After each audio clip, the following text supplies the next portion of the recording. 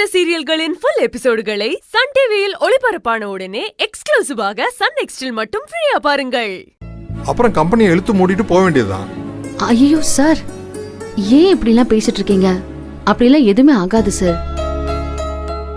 நல்லது கெட்டது நிறைஞ்சது தானேமா வாழ்க்கை. அத நம்ம தாமா புரிஞ்சுக்கணும். என்னத்த சொல்றதுமா, எல்லா வேலையிலையும் உனக்கு சப்போர்ட்டா இருக்கிற விஜிக்கு உன் கையால இந்த சம்பளத்தை கொடுமா. தேங்க்யூ மகா. Thank you sir. வெல்கம்மா. இது உன்னோட சம்பளம். இந்த மகா. Thank you sir. மகா, இன்னைக்கு உன்னுடைய முழு திறமையை கண்கூட பார்த்துட்டேன். காலையில பிரச்சனை வந்தப்ப அதை ஃபேஸ் பண்ண விதம், உன் டாமினன்ட் ஸ்பிரிட், பணத்தை உடனே அரேஞ்ச் பண்ணி அதை செட்டில் பண்ண விதம், கம்பெனி தான் முக்கியம்னு உன் ஹஸ்பண்ட் கூட போகாம ட்ரிப்பையே கேன்சல் பண்ணிட்டு நீ இங்கே இருந்தியே. ஹேட்ஸ் ஆஃப் மா. சார், இந்த கம்பெனிக்கு வரும்போது நான் ஒண்ணுமே தெரியாத ஒரு சாதாரண பொண்ணாதான் வந்தேன். உங்க பாராட்டு இன்னைக்கு எனக்கு கிடைச்சிருக்குன்னா அதுக்கு காரணமும் நீங்க தான் சார். நான் என்னைக்குமே உங்க ஸ்டூடெண்ட் தான் சார். நீ இன்னும் மிகப்பெரிய உயரத்துக்கு போகணுமா. விஜி எப்பவும் உன் கூடவே டிராவல் பண்ணணும். Thank you sir. என்னுடைய வாழ்த்துக்கள். Thank you sir. Thank you so much. சரிம்மா.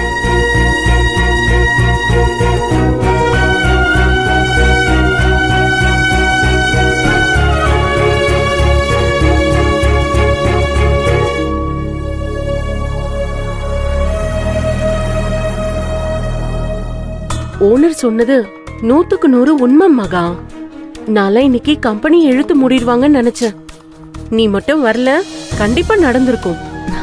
உன்ன மாதிரி ஒரு ஃப்ரெண்ட் இருக்கும்போது எல்லாமே நல்லதா தான் நடக்கும். சரி, நான் அவருக்கு கால் பண்ணவே இல்லடி. ஃப்ளைட் ஏறினாரா ரீச் ஆனாரான்னு எதுவுமே தெரியல. சரி, நீ பேசு.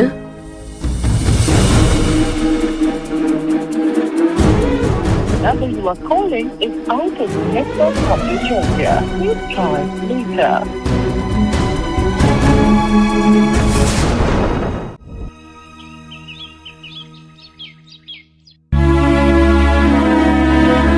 ஏண்டி, எத்தனை தடவை சொல்றது போய் மளிகை சாமான் வாங்கிட்டு வான்னு? அம்மா, நானும் எத்தனை தடவை சொல்றது? பழைய பக்கெட் திருப்பி கொடுத்துட்டு தான் கடைக்கே வரணும்னு நேத்தே சொல்லிட்டாரு. ஏ கோகிலா, அக்கா சம்பளம் வாங்கினதும் கொடுத்துருவோன்னு சொல்லி போய் அவங்க கிட்ட மளிகை சாமான் வாங்கிட்டு வாப்போ. சரிம்மா. அம்மா மீனாட்சி, தோ மளிகை கடைக்காரர் வந்துட்டாரு. அடி சும்மா ரெடி. அம்மா அம்மா, காய்கறி கடைக்காரரும் வந்திருக்காரு.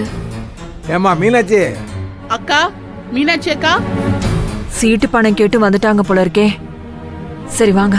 ஏம்மா, உங்களுக்கு பாக்கியா? ஆமாண்ணே. இன்னும் சீட்டு பணம் வரலையா? கொடுக்கலையே. என்னம்மா அது?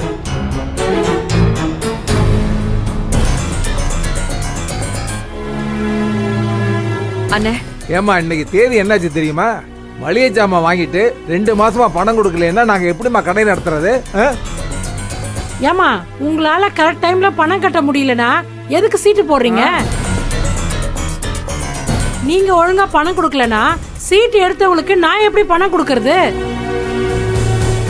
சரிம்மா, நீங்க எப்பதான் தருவீங்க? இன்னும் என் பொண்ணுக்கு சம்பளம் போடல. அவகிட்ட கேட்டுட்டு தான் சொல்லணும். இங்க பாருமா, இன்னைக்கு பணத்தை ஒழுங்கா கொடுக்கல இந்த வீட்டு வாசலை விட்டு நாங்க நகர மாட்டோம். அண்ணே, கொஞ்சம் பொறுமையா பேசுனே. எப்பவும் ஒழுங்கா குடுக்கறவங்க தானே. ஏதோ 2 மாசம் மகாவுக்கு சம்பளம் வரல, கொஞ்சம் பொறுங்கன கொடுப்பாங்க. யோ, நீ பொறுமையா வாங்கிட்டு போய் சொல்லுங்க. இங்க பாரு, எனக்கு இருக்கிற கோபத்துக்கு வீட்டு வாசல்ல இல்ல, தெருவுல நின்னு பணத்தை கொடுக்க கேட்பேன். ஐயோ அண்ணே, என் பொண்ணுகிட்ட ஒரு வார்த்தை போன் பண்ணி கேக்குறேன். எல்லாரும் எதுக்காக வாசலே நிக்கிறீங்க? உள்ள வந்து உட்காருங்க. அதான் சொல்றாங்கல்ல, வா உள்ள போகலாம். சரி வாயா. வாங்க. வாங்கம்மா. உட்காருங்க.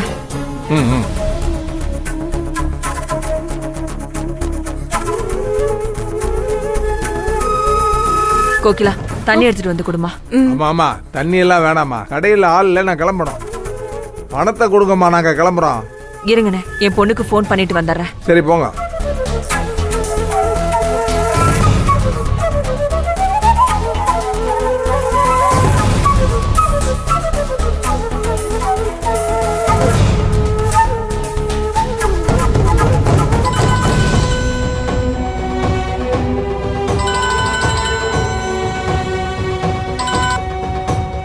ஹலோ மா, சொல்லுமா. ஒண்ணும் இல்ல மகா, மளிகை கடைக்காரரு, காய்கறி கடைக்காரரு, சீட்டு பிடிக்கிறவங்கன்னு எல்லாரும் பணத்தை செட்டில் பண்ணியே ஆகணும்னு வீட்டுக்கே வந்துட்டாங்கம்மா. வாசல்ல நின்னு பிரச்சனை பண்ணிட்டு இருந்தாங்க. வீட்டுக்குள்ள கூப்பிட்டு உட்கார வச்சுட்டு தான் உனக்கு ஃபோன் பண்றேன்.